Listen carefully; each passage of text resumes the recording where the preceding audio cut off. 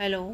जेव्हा आपण जास्वंदीचं रोप किंवा कुठल्याही फुलाचं रोप नर्सरीमधून आपल्या बागेत आणतो तेव्हा त्याला थोडंसं फॅमिलियर होऊ द्यायचं आहे, आपल्या बागेमध्ये रुळू द्यायचं आहे. मी तर 1 महिनाभर त्याला आपल्या बागेत ठेवते आणि मगच रिपोर्टिंग करते. आता ऑटमचा सीझन संपला आहे, म्हणजे शिशिर ऋतू संपलेला आहे, पानं वगैरे गळून गेलेली आहेत आणि आता वसंत ऋतू सुरू झालेला आहे. म्हणजे ह्याचा ब्लूमिंगचा पीक सीझन असतो.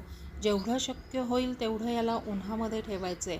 भरपूर कळ्या आणि फुलांनी लगडून गेलेलं आहे. पानं कमी आणि कळ्या फुलं जास्त येतात. तर हे कशामुळं होतं?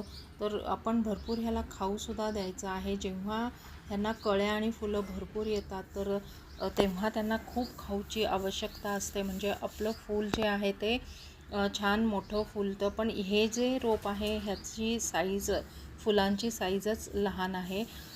रेग्युलरली ह्याला कीटकनाशक देणं खूप आवश्यक आहे. मी अगदी रेग्युलरली ह्याला कीटकनाशक फवारते, म्हणूनच हे हेल्दी आहे. नाही तर कुठल्याही फुलांची जी रोपं असतात, इस्पेशली जास्वंद, ह्याच्यावरती मिलीबग खूप लवकर होतो. तर मिलीबग होऊ नये म्हणून त्याला आपण नाशकाची फवारणी केलीच पाहिजे.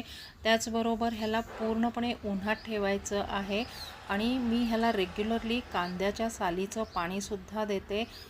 डाळ तांदूळ धुतलेलं पाणी मी कधीच टाकून देत नाही. ह्याचबरोबर इथे शेवंतीची रोपं पण तुम्ही बघता आणि शेवंती पण खूप छान फुललेली आहे.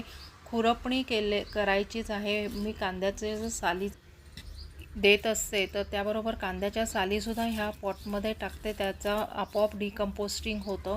खुरपणी केल्याने मुळं मोकळी होतात आणि त्यांना हवा खेळते, ऑक्सिजन मिळतं आणि खुरपणी केल्यानंतर काही दिवसातच रोपाची वाढ भराभर व्हायला सुरुवात होते. हे तुम्हाला दिसेल. पण ह्याच्यामध्ये जर काही कचरा वगैरे असेल, काड्या कचरा असतील तर ते मात्र आपल्याला अशा प्रकारे काढून टाकायचं आहे आणि त्यानंतरच आपण ह्याला खत पण द्यायचं आहे. महिन्यातून 1 वेळा तरी ह्याला चांगलं वर्मी कंपोस्ट द्यायचं आहे. वर्मी कंपोस्ट म्हणजे गांडुळाचं खत असतं.